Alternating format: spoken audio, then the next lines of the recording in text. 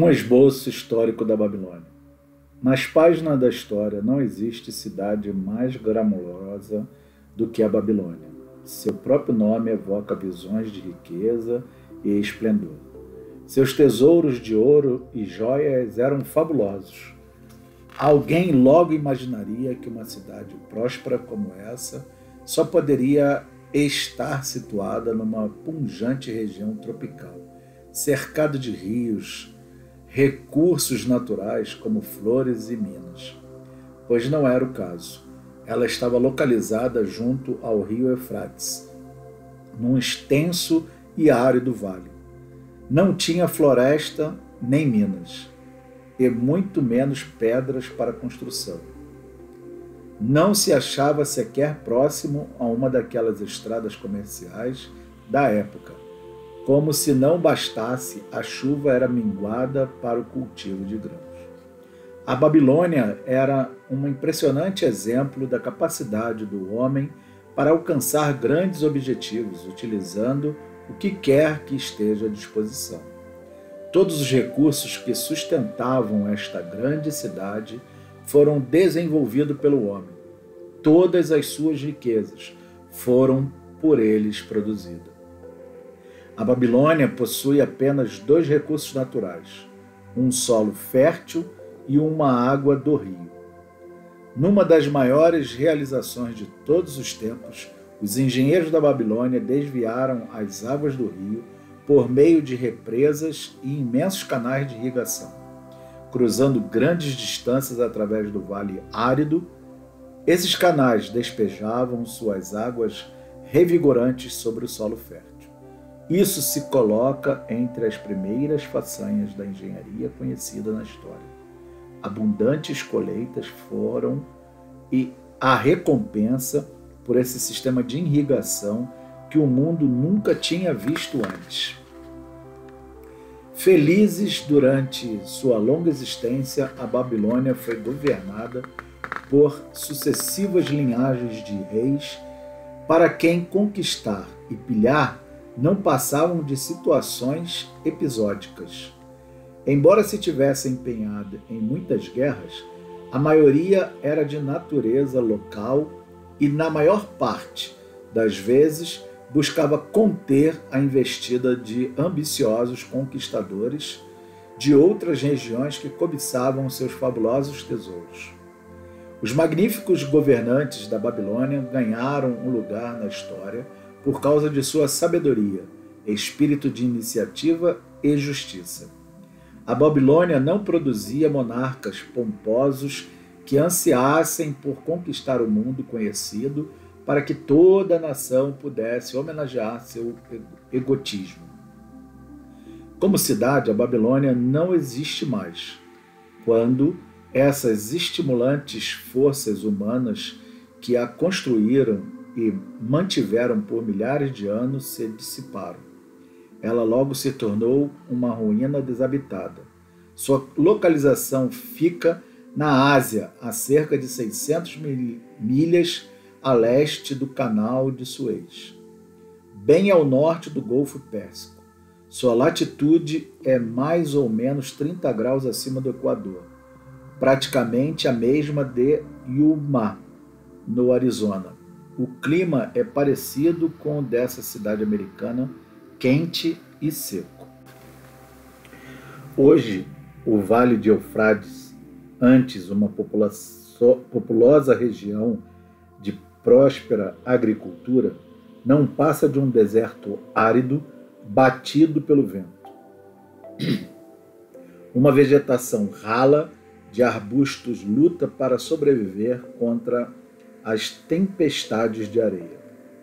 Lá se foram os campos férteis, as gigantescas cidades e as grandes caravanas de ricas mercadorias. Bandos nômades de árabes, levando uma vida difícil com seu pequeno rebanho, são seus únicos habitantes. Tem sido assim desde o começo da era cristã. Colinas de terra semeiam o vale. Durante séculos, os viajantes acostumaram-se a considerá-la desse modo. A atenção dos arqueólogos foi finalmente despertada devido a pedaços de cerâmicas e de tijolos que começaram a aparecer depois de ocasionais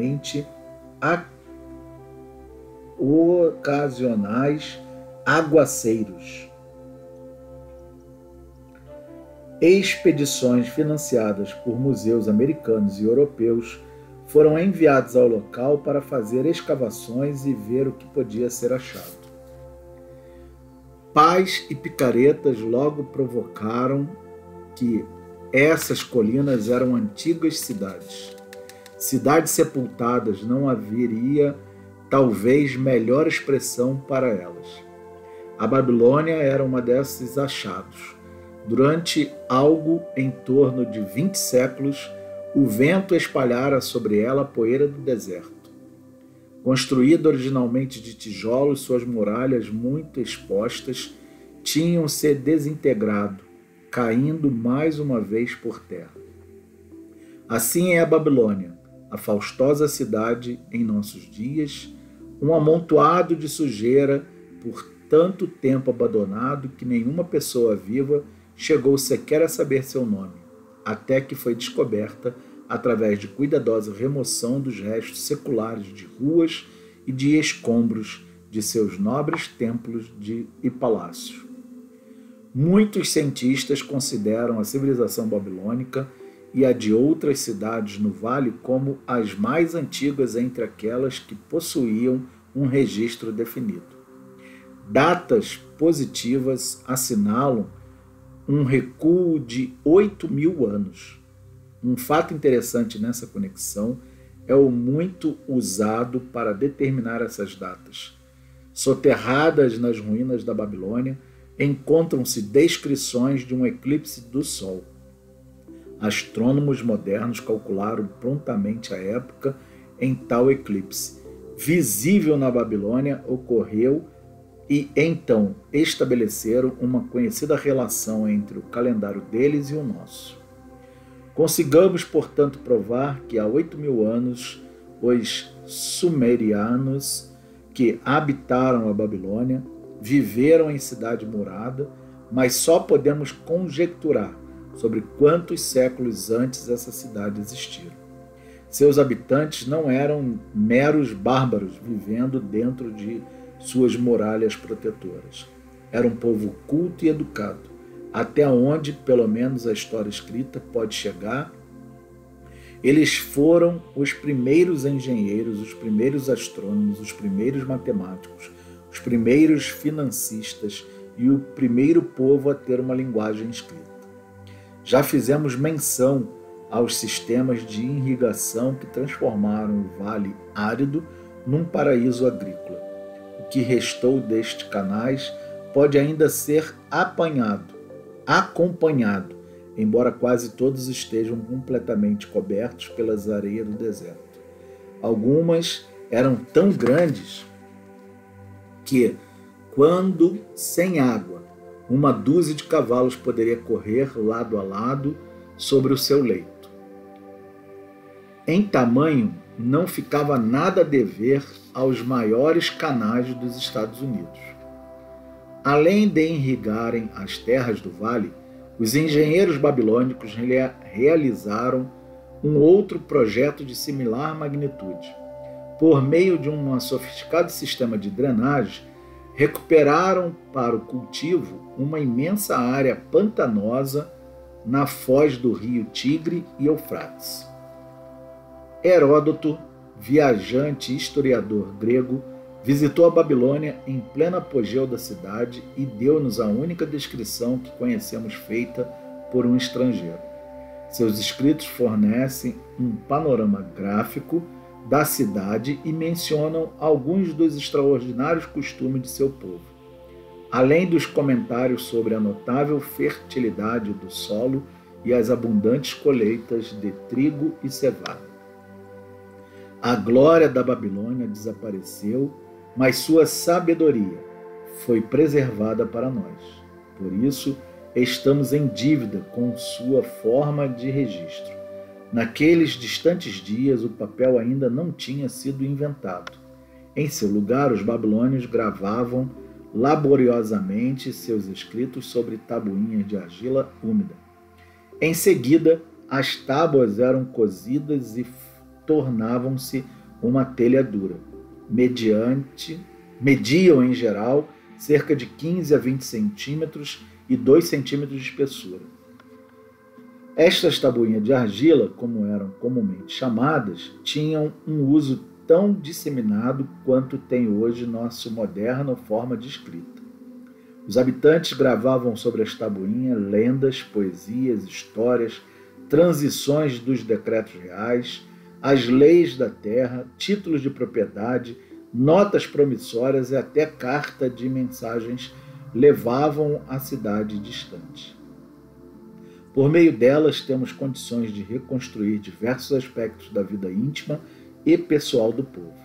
Uma tabuinha, por exemplo, evidentemente saída de um armazém, registra que na data assinalada em determinado cliente trouxe ao comerciante uma vaca, trocando-a por 7 sacas de trigo, 3 entregues na hora e as 4 restantes reservadas para quando o cliente quiser apanhá-las. Conservadas intactas sobre os destroços da cidade, os arqueólogos recuperaram bibliotecas inteiras destas tabuinhas, centenas de milhares delas. Uma das mais notáveis maravilhas da Babilônia era a imensa muralha que cercava a cidade. Os antigos classificaram-na como o grande pirâmide do Egito, entre as 7 maravilhas do mundo. Atribuí-se à rainha Semíramis a construção das primeiras muralhas durante os primórdios da cidade. Modernos escavadores não conseguiram achar qualquer traço das muralhas originais. Não sabemos nem mesmo quando mediam de altura. Segundo menção dos primeiros escritores, estima-se que tivessem entre 15 e 18 metros de altura, voltadas para o lado de fora, com tijolos queimados e, além disso, protegidas por um profundo fosso de água. As muralhas mais recentes e mais famosas foram iniciadas cerca de 600 anos antes de Cristo pelo rei Nabucodonosor. Era de tal envergadura seu projeto de reconstrução que ele não viveu o suficiente para ver a obra concluída. Esta foi continuada por seu filho, Nabucodonosor, cujo nome é bastante familiar na história bíblica. A altura e a extensão dessas últimas muralhas desafiam a própria credulidade. Autores idôneos julgam que elas alcançassem a altura de 45 metros, o equivalente a um moderno prédio de escritório de 15 andares. Sua extensão total estaria estimada entre 15 e 20 quilômetros. Tão amplo era o topo que uma carruagem de 6 cavalos podia ser conduzida sobre ele. Muito pouco resta agora desta tremenda estrutura. Alguns pedaços das fundações e o fosso, além das devastações provocadas pelos elementos naturais, os árabes completaram a destruição carregando os tijolos para construírem suas casas. Contra as muralhas da Babilônia marcharam sucessivamente os exércitos vitoriosos de quase todos os triunfadores dessa época de guerras e conquista. Uma hoste do rei assediou Babilônia, mas sempre em vão, e não se deve considerar levianamente os exércitos daqueles dias. Historiadores referem-se que tais unidades contavam com 10 mil cavaleiros, 25 mil carros de guerra e 1.200 regimentos de soldados a pé, cada regimento reunindo 1.000 homens. Compreende-se que se precisasse de 2 ou 3 anos de preparação para organizar os materiais de guerra e conseguir previsões suficientes para os propósitos da expedição. A Babilônia parecia organizada como uma cidade moderna. Havia ruas e lojas. Vendedores ambulantes ofereciam suas mercadorias através dos distritos residenciais. Sacerdotes oficiavam em magníficos templos. Dentro da cidade havia um encrave cercado para os palácios reais, com muros tão altos, segundo se diz, como as muralhas que circundavam a própria cidade. Os babilônios eram hábeis nas artes. Estas incluíam a escultura, a pintura, a tecelagem e a ourivesaria, a manufatura de armas e os implementos agrícolas. Suas joalherias criaram objetos belos e artísticos. Muitas amostras foram recuperadas das sepulturas de seus ricos cidadãos e podem agora ser vistos nos principais museus do mundo. Num período realmente remoto em que o restante do mundo ainda estava cortando árvore com machados e pedras, ou usando na caça e na guerra lanças e flechas com pontas de sílex, os babilônios já conheciam machados, lanças e flechas com pontas de metal. Os babilônios eram financistas e homens de negócios talentosos. Até onde podemos saber, foram os inventores do dinheiro como meio de troca, das notas promissórias e dos títulos de propriedades escritos. A Babilônia nunca foi invadida por um exército hostil até cerca de 540 anos antes do nascimento do Cristo. Mesmo então, suas muralhas não foram tomadas. A história da queda da Babilônia é mais extraordinária. Ciro, um dos maiores conquistadores daquele período, pretendia atacar a cidade e esperava vencer suas muralhas inexpugnáveis. Conselheiros de Nabônido, o rei da Babilônia, persuadiram-no a sair ao encontro de Ciro e dar-lhe combate sem esperar que a cidade fosse sitiada.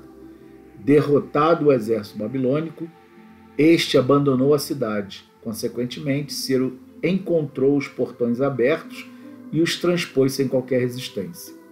A partir daí, o poder e o prestígio da cidade foram aos poucos minguando, até que, no curso de algumas centenas de anos, ela se viu finalmente abandonada, entregue à própria sorte, transformada mais uma vez pelos ventos e tempestades na terra deserta, sobre a qual sua grandeza fora originalmente construída.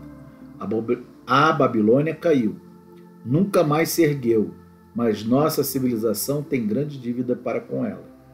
Os éons do tempo cobrirão de areia os altivos muros de seus templos, mas a sabedoria de Babilônia permanece.